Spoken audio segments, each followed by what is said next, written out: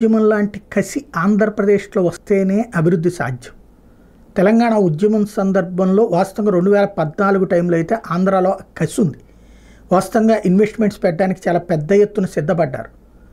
ఎందుకు అంటే అవమానించబడ్డాం, అవహేళన చేయబడ్డాం అన్నటువంటి. హైదరాబాద్ అభివృద్ధిలో అందరం తలా ఒక చెయ్యేసి ఎదిగిన తర్వాత మనల్ని అక్కడ వద్దు పొమ్మన్నారు అన్నట్టు. అయితే ఆ వెంటనే వచ్చినటువంటి ప్రభుత్వం ఆంధ్ర వాళ్ళని అవతలకు పంపించేస్తే తెలంగాణలో ఉపాధి అవకాశాలు కూడా దెబ్బతింటాయి అన్నటువంటి విషయం గమనించి ఆంధ్ర వాళ్ళకి ఎలాంటి ఇబ్బంది రాకుండా చూసుకుంది. దాంతో ఇక్కడికి రావాలనుకున్న వాళ్ళు ఆగిపోయారు. 2014-19 మధ్యలో అదే ప్రమాదమైంది. అందుకనినే పెద్ద పెద్ద ప్రణాళికలు వేసుకున్న విఫలమైంది. అయితే 2019-24 మధ్యలో జగన్ ఎప్పుడైతే విశాఖపట్నానికి ప్రిపేర్ అయిపోయాడో అప్పుడు ఆగ్రహం క్రియేట్ చేసే ప్రయత్నం చేసినా ఆశించినంత జరగలేదు. కానీ ఎలక్షన్స్ ముందు మాత్రం విపరీతమైనటువంటి ద్వేషం జగన్ మీద రగిలించడంలో కారణమైంది అమరావతి కాన్సెప్ట్.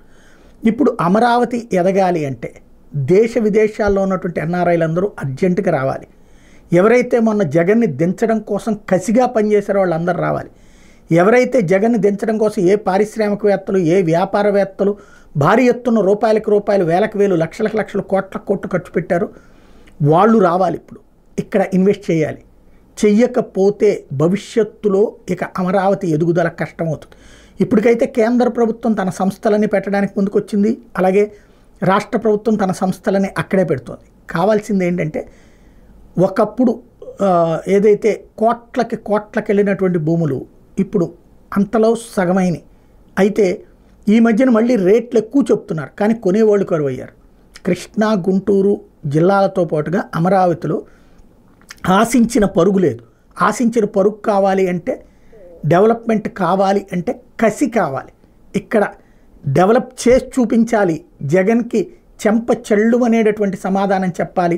అమరావతి బాగుపడదు అని చెప్పే వైఎస్ఆర్ కాంగ్రెస్ పార్టీ వాళ్ళకి బుద్ధి చెప్పాలి అన్నటువంటి కసితో పని చేసినప్పుడు మాత్రమే సాధ్యమవుతుంది. మరి వస్తారా లేదా తెలుసుకోవాల్సిన సందర్భం. ఎందుకంటే ఇప్పుడు చివరిలో వస్తే ప్రయోజనం లేదు.